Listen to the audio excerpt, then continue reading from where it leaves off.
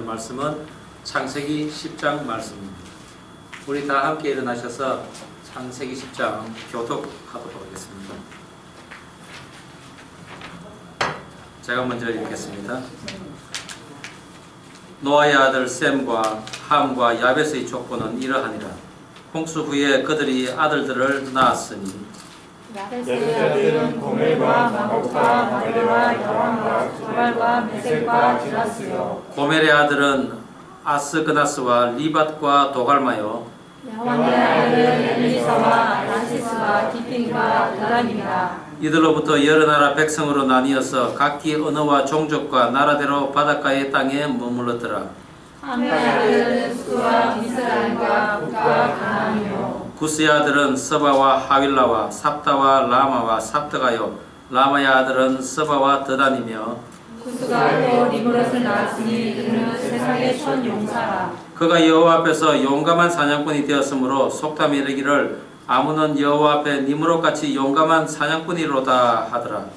그의 나라는 신할함의 바벨과 엘렉과 아까과 갈레과 시작되었으며 그가 그 땅에서 아수르로 나아가 니느웨와 르호보딜과 갈라와 미니웨와 갈라 사이에 레센을 건설하였으니 이는 큰 성읍이라. 미스라임은 루딤과 아나밈과 르하빔과 납두힘과 바두르심과 가솔르임과 갑도림을 낳았더라. 가솔르임에게서는 블레셋이 나왔더라. 가나안은 장자 시돈과 헷을 낳고 또 여부스 족속과 아모리 족속과 기르가스 족속과 히위 족속과 알가 족속과 신 족속과 알바 족속과 스마 족속과 하마 족속을 낳았더니 이후로 가나안 자손의 족속이 흩어져 나아갔다. 가나안의 경계는 시돈에서부터 그라를 지나 가사까지와 소돔과 고모라와 아드마와 스보임을 지나 라사까지였더라.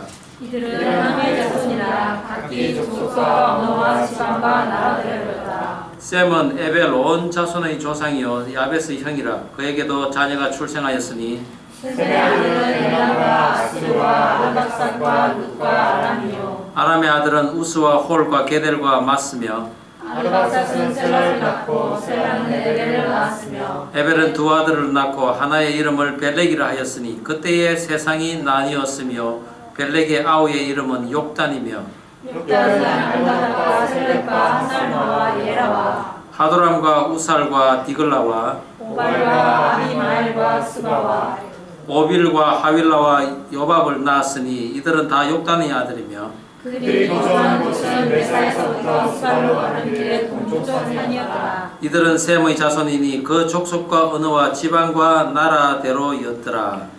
이들은 그 백성들의 족보에 따르면 노아 자손의 족속들이요 홍수 후에 이들에게서 그 땅의 백성들이 나뉘었더라. 아멘. 자리에 앉아 주십시오. 말씀을 위하여 잠깐 기도하겠습니다. 여호와께서 공의를 사랑하시고 그 성도를 버리지 아니하심이로다. 저희는 영영이 보호를 받으나 악인의 자손은 끊어지리로다. 하나님 아버지, 이 시간 성령께서 함께 하셔서 선한 자의 자손과 악한 자의 자손이 어떻게 살아가는지 깨닫게 하여 주시고 그것으로 인해 저희 삶이 변화되는 은혜가 있게 하옵소서. 예수님 이름으로 기도드립니다. 아멘. 세계 최고의 부자가 누군지 아십니까? 잘 알려지지 않았지만은 우리가 알고 있는 최고 부자 빌 게이츠보다도 더욱 더 큰 부자가 있습니다. 바로 독일계 유대인인 로스차일드 가문입니다. 약 250년 전 독일의 그 유대인 거주지에서 고물상과 그리고 희귀 동전을 취급하던 그 아버지에게 태어난 마이어 암셀 로트실드라는 거기서부터 시작된 붉은 방패라는 의미를 가진 이 로스차일드 가문은 250년간 8대에 걸쳐서 전 세계 금융 자본을 지배해 왔다고 화폐 전쟁이라는 책을 쓴 중국의 경제학자인 수궁빙은 주장하고 있습니다.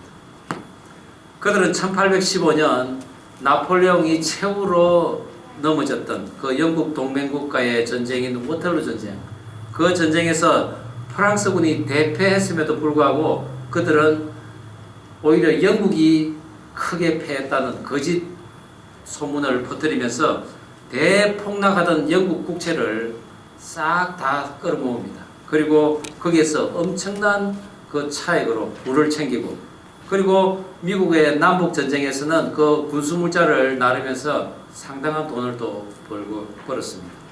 그 외에 세계 1차 대전, 2차 대전, 그리고 수에즈 운하 건설, 그리고 이스라엘 건국에 그들은 직간접으로 개입하여서 많은 돈을 벌었습니다.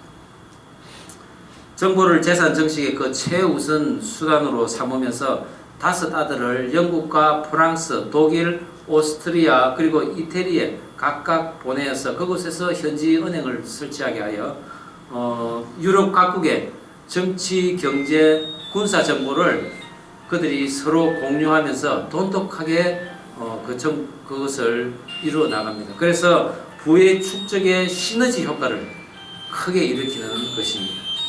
그래서 당시에 로스차일드 가문의 힘을 빌리지 않고는 유럽의 어떤 왕도 전쟁을 수행할 수 없다는 그런 말들이 나오고 했습니다.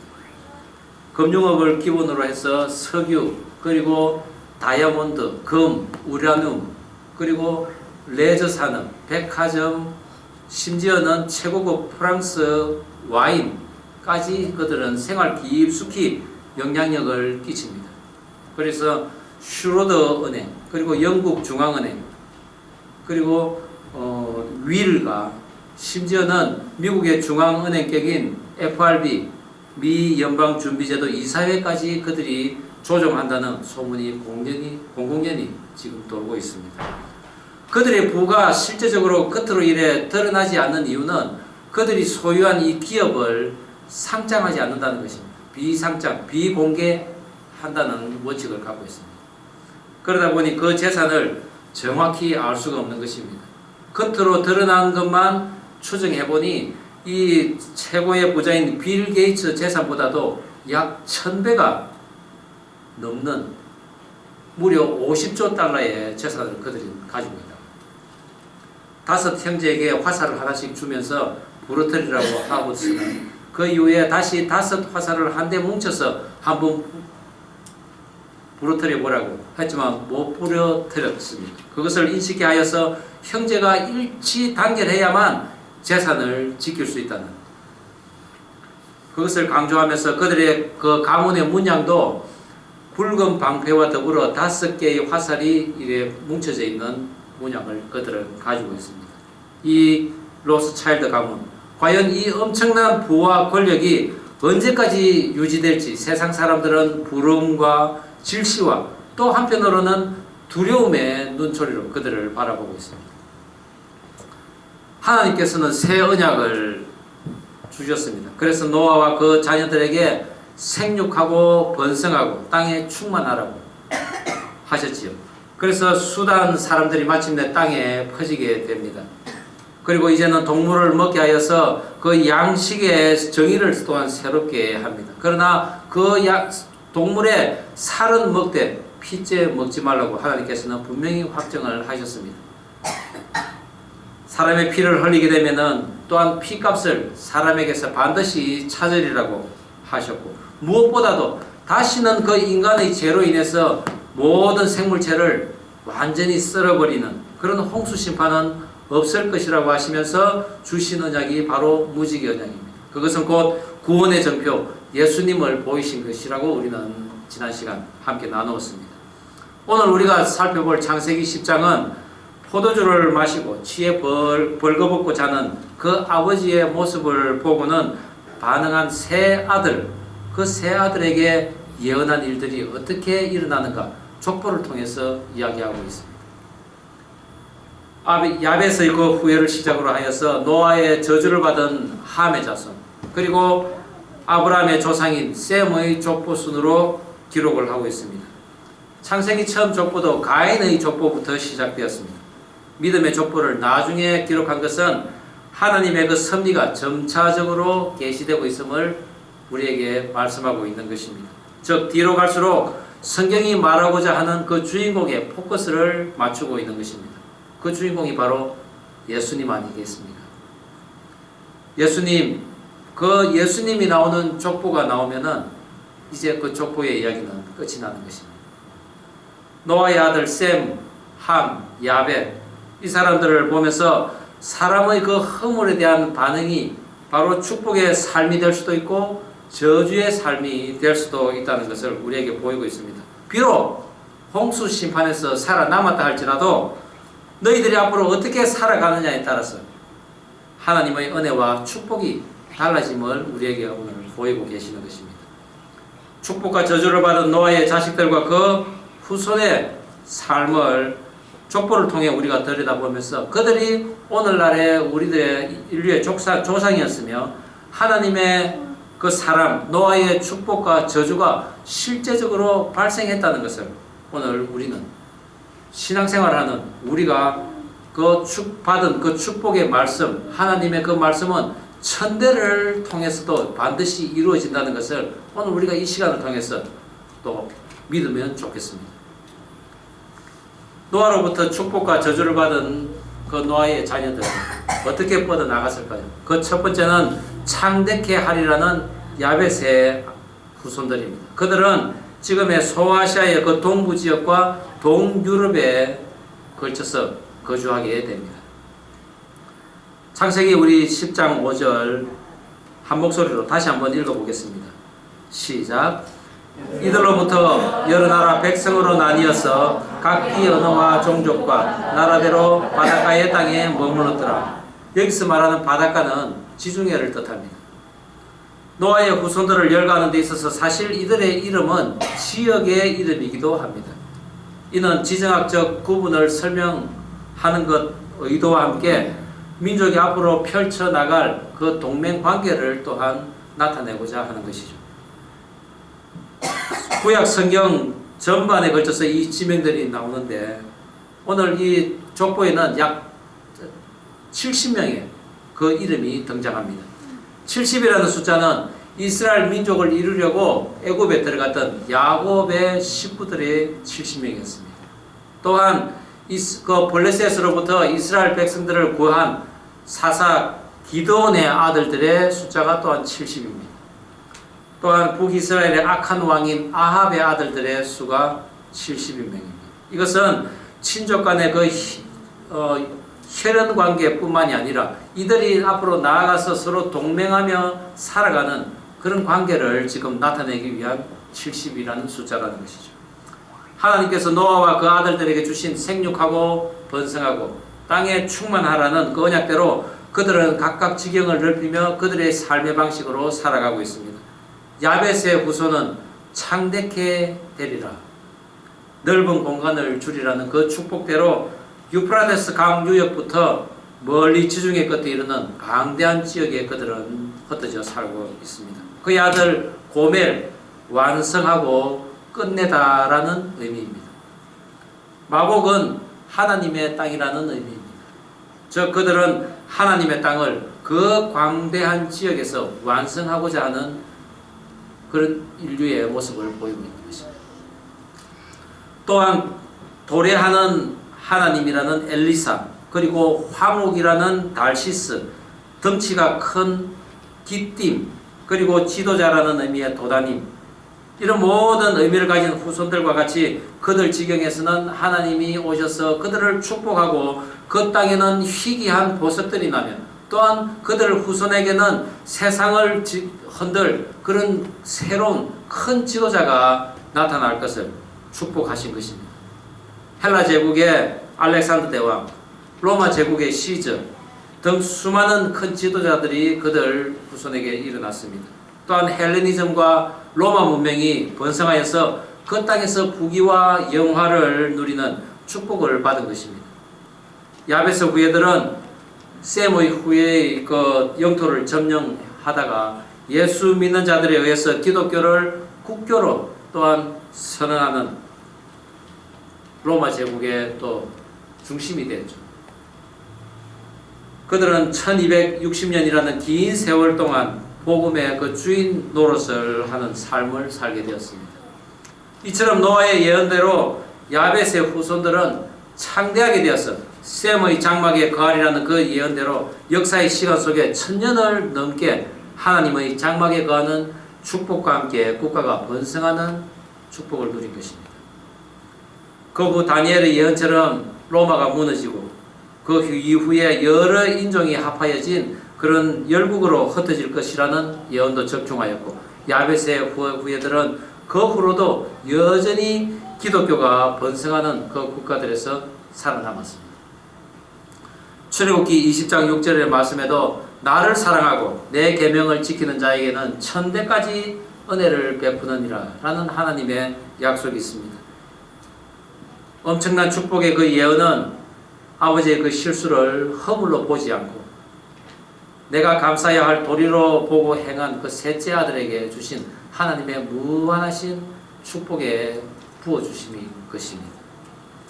예수님께서도 지극히 작은 자 하나에게 한 것이 곧 나에게 한 것이라고 말씀하셨듯이 병들고 줄이고 그리고 목마르고 갇혔던 자들에게 우리가 자비를 베푸는 것은 하늘의 하나님께서 갚아주실 그 복의 통로로 가는 지름길인 것을 믿으시기 바랍니다.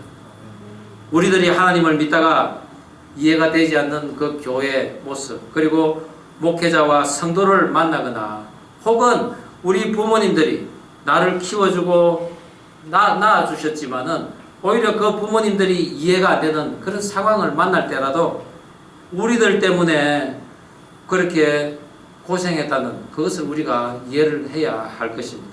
오히려 우리가 그런 모든 것들을 불쌍히 여기고 또 그들을 위해서 기도하고 돌본다면은 우리들 때문에 교회가 부흥하고 나라가 부강해지며 결국은 우리가 있는 모든 지경에서 축복이 일어날 것입니다. 야벳에게 내린 축복처럼 저와 여러분이 있는 그 땅에 진귀한 보석들이 넘쳐나기를 바랍니다. 또한 저와 여러분이 있는 그 땅에 우리들의 후손들은 나라를 다스릴 큰 지도자가 배출되기를 원합니다.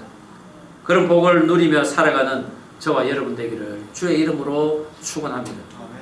노아로부터 축복과 저주를 받은 노아의 자녀들 어떻게 또 뻗어나갔을까요? 두 번째는 형제의 종의 종이 되리라는 함 후손들입니다. 자, 그들은 구스부터 가나안까지 지금의 이집트, 이디오피아 그리고 그 아프리카 북부 지역에서부터 아라비아까지 그들은 걸쳐서 살고 있습니다. 우리 창세기 10장 8절 9절 말씀 다시 한번 한 목소리로 읽어보겠습니다. 시작. 구스가 또 니므롯을 낳았으니 그는 세상의 첫 용사라. 그가 여호와 앞에서 용감한 사냥꾼이 되었으므로 속담에 이르기를 용감한 사냥꾼이로다 하더라. 함의 아들 구스는 뜨겁다 그리고 검다라는 의미를 가지고 있습니다. 미스라임은 요새라는 의미입니다. 굿은 활이라는 의미요 가나안은 낮추어진 땅이라는 의미입니다.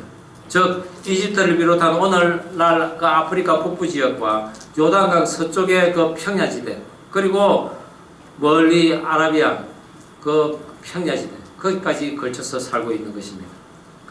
함의 자손 가나안은 형제들의 종들의 종이 될 것이라. 아버지 그 노아의 저주에도 불구하고 당시 함의 후손이 가장 많이 등장합니다. 또한 그들의 그 후손들은 후에 그 세워질 그 이스라엘과 지리적, 경제적, 정치적으로 긴밀한 관계를 맺는 그런 위치에 그들이 다 거주하고 있다는 것이죠. 여기서 우리가 눈여겨보아야 할 것은 야벳의 후손들과 셈의 후손들은 비교적 이름만 간단하게 나왔는데 이 함의 자손들은 장황한 설명을 지금 하고 있습니다. 가장 넓은 땅을 소유하면서 함의 후손에게서 처음 세상의 용사인 니므롯이 나옵니다. 세상의 용사, 하나님 앞에 여호와 앞에서 용감한 용사라고, 용감한 사냥꾼이라고 하면은 어찌 보면은 이것은 아주 큰 축복의 말씀인 것 같습니다. 그렇죠? 그런데 원어를 보면은 정반대의 의미가 나옵니다. 이 니므롯은 대적하다라는 의미입니다. 하나님에게 반역을 한다는 의미입니다. 그가 최초의 용사라고 불렸다는 이 용사라는 기포르라는 단어는 폭력을 행사하는 사람으로 나타납니다. 문자적으로는 그는 난폭하고 폭력을 휘두르는 지도자라는 뜻입니다. 보다 심각한 것은 그가 하나님에게 대적했다는 것입니다. 여호와 앞에서 용감한 사냥꾼이라 여호와 하나님을 대적하여 사람들을 잔인하게 죽이고 전쟁을 일으키는 폭군의 모습으로 살았다는 것입니다. 하나님 앞에서 마치 자신이 세상 모든 권력을 쥐고 있는 주인인 양 하나님을 무시하고 무례한 권세를 휘두르며 폭력을 행하는 자가 바로 니므롯입니다. 구스가 낳은 아들 중에 말의 갈기를 의미하는 라마가 있으며 또한 대들다라는 이름을 가진 삽다와 삽드가가 또한 있습니다. 그들이 모두 합세하여서 니므롯과 함께 자신의 인생을 하나님께 대항하며 살았던 함의 자손들입니다. 그들의 그 힘으로 지상 최대의 강력한 국가를 형성하며 위세를 떨칩니다. 니므롯은 짐승을 대상으로 전쟁을 대비하는 그 훈련을 하며 짐승들을 잔인하게 죽였기에 하나님 앞에 용감한 사냥꾼이라고 표현되죠.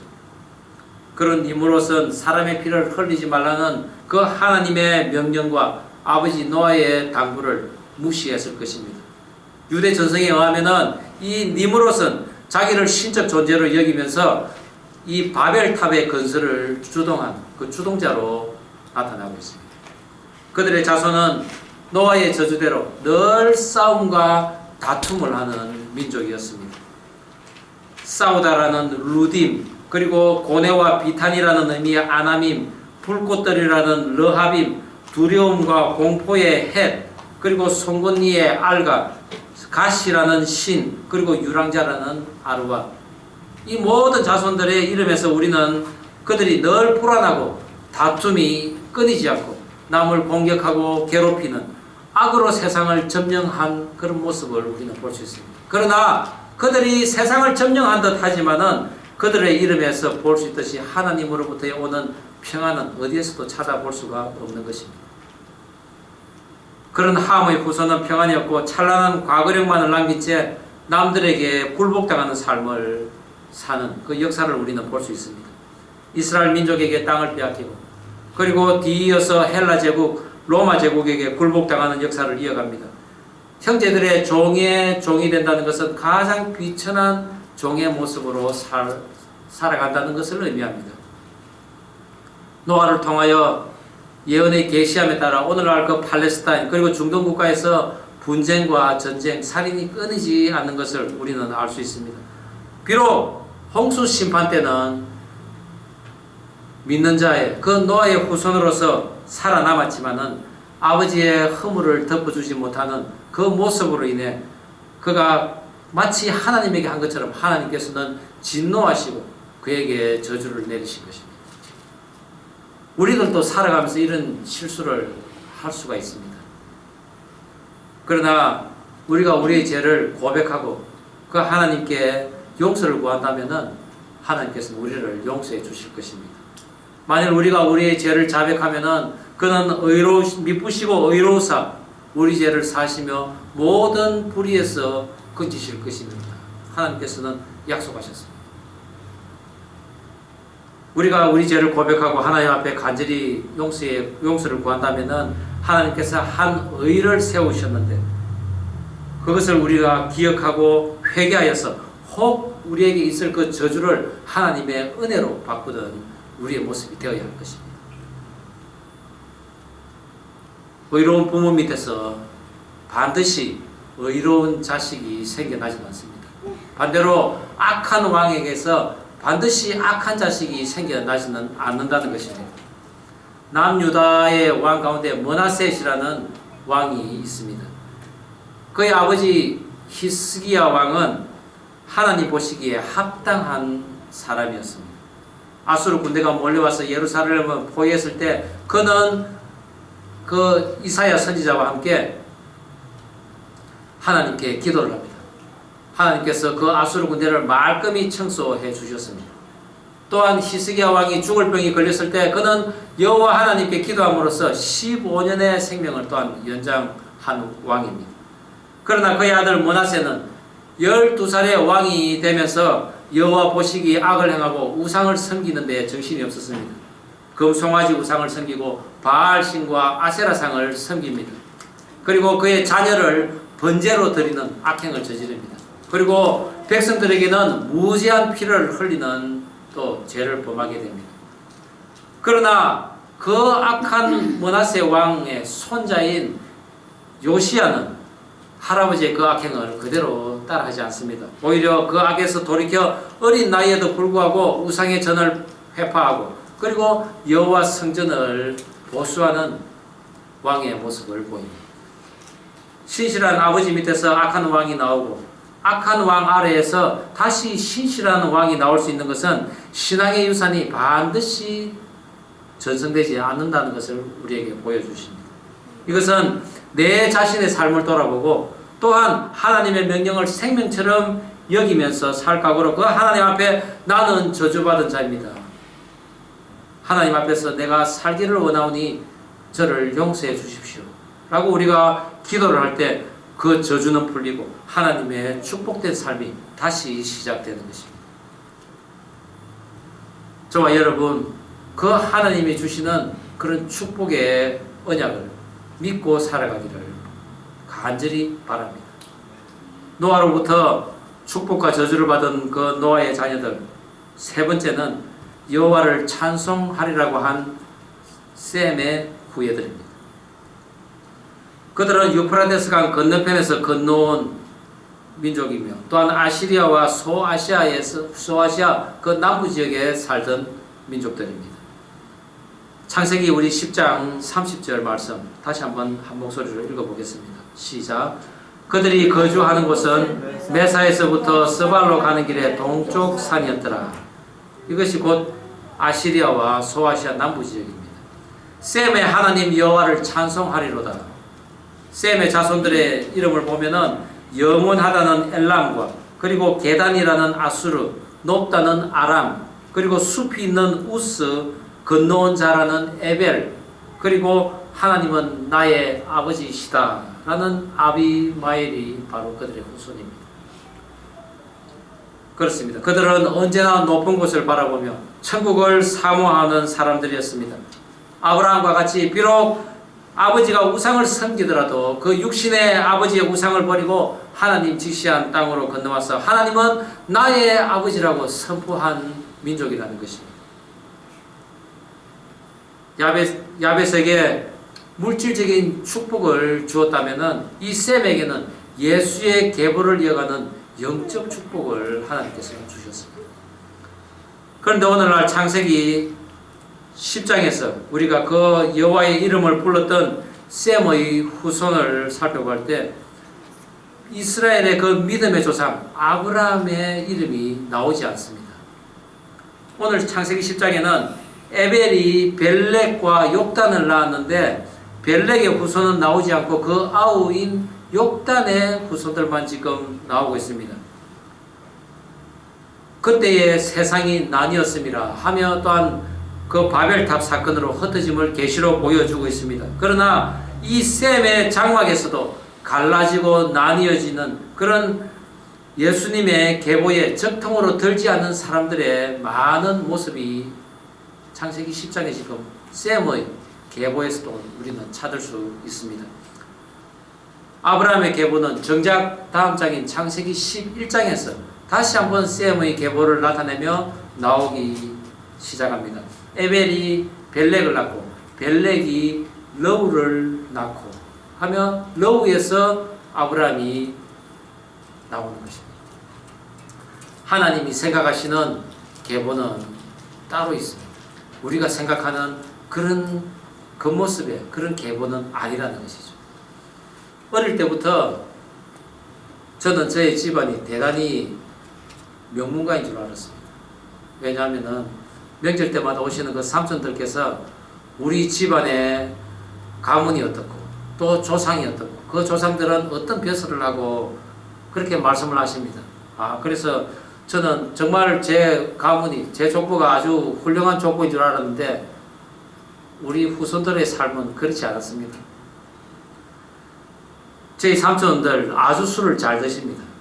그래서 한 번은 저희 집에 오셔서 술을 드시고는 밤늦도록 그래 술에 취하시고 주사를 막 이래 하시더만은 그냥 조용합니다. 그래서 나중에 저는 잘 주무셨겠니 생각을 했는데 다음날 제 집사람 말 들어보면은 그 삼촌께서는 그야말로 노아처럼 팬티만 입고 대자로 그냥 거실에서 그래 주무시더라는 것입니다. 조카 며느리 집에서 그런 실수를 하게 되는 것이 술의 탁월한 효과입니다.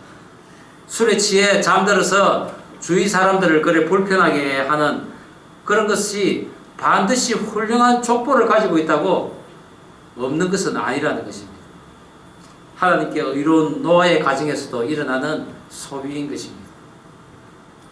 20년 전인가 어렵게 족보를 제가 구입을 해가지고 집에 놔뒀는데 그 족보를 탐내는 사람들이 의외로 많더라고요. 그런데 지금은 그 족보가 어디 있는지도 모릅니다. 제가 결혼해서 집사람의 족보를 보니 그 집사람의 족보는 세종대왕에서 나온 족보더라고요. 그런데 사실 그렇게 훌륭한 족보, 대단한 족보 우리의 삶에 그렇게 큰 영향력을 끼치지 못합니다. 오직 우리가 사모해야 할 것은 바로 예수 그리스도의 족보인 줄 믿으시기 바랍니다. 하나님께서 원하시는 족보 다른 데 있습니다. 노아의 자손이라고 다 같은 하나님의 축복을 받은 것은 아니라는 것이죠. 특별히 여호와를 찬송하리라는 그 셈의 후손들조차도 동일한 하나님의 은혜에 있는 것은 아니었습니다. 우리가 교회에 있다고 다 예수님의 족보에 있는 것은 아닙니다. 누구든지 하늘에 계신 내 아버지의 뜻대로 행하는 자라야 예수님의 계보에 올 줄 믿으시기 바랍니다. 야곱의 아들인 유다에서 예수님까지 이어지는 그 족보를 보면은 당시 사람을 계수할 때 계수에도 들지 않는 여인들의 이름이 그 족보에 등장하는 것을 우리는 알 수 있습니다. 그 여인들 하나님의 선민이라는 이스라엘 백성도 아닙니다. 이방인들입니다. 내가 믿음의 자녀이기에 구원받을 것이라고, 그리고 내가 믿음의 자손이기에 축복받을 것이라고 결코 방심해서는 안 된다는 것입니다. 하나님이 원하시는 족보는 오직 하나님만이 아시고 이어가시는 것입니다. 그것이 하나님의 은혜로만 우리가 구원받을 수 있다는 것을 의미합니다. 그래서 사도 바울은 그의 삶과 사도된 것은 오직 하나님의 은혜라고 고백합니다. 돈으로 열리지 않는 문은 없다 라고 로스 차일드 가문의 그 철칙은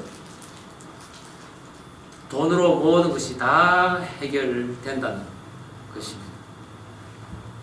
그들은 그 파워와 이 재산의 분산을 막기 위해서 가문 내 결혼을 중시합니다. 그리고 재산의 비밀 관리, 그리고 장남의 그 성계 원칙을 철저히 지키면서 오늘날까지 이어졌습니다. 로스 차일드 가문을 일으킨 그 5 아들의 어머니인 구틀 슈네프는 죽기 전에 이렇게 고백합니다. 내 아들들이 전쟁을 바라지 않는다면 세상에 전쟁의 열을 올리는 사람들도 사라질 것이라고 했습니다.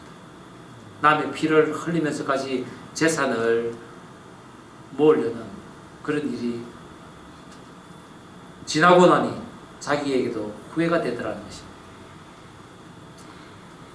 이 가문이 함의 가문처럼 살아왔지만은 이 마지막 시대에 예수님을 영접하고 주께로 돌아오는, 그리하여 그들의 가문을 새롭게 쓰는 그런 예수님 족보로 바뀌기를 바라며 봅니다.